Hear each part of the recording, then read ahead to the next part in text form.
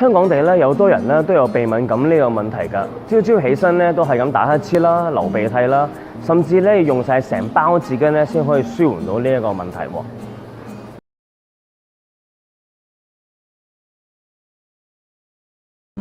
其實中醫裏邊咧有啲好簡單嘅方法咧可以解決呢個問題嘅，就係天灸療法啦。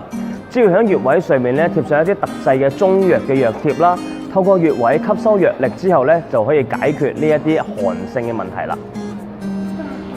何醫師，咁啊多謝晒你嘅寶貴意見。如果身邊嘅朋友咧遇到呢啲鼻敏感嘅問題，可以點做呢？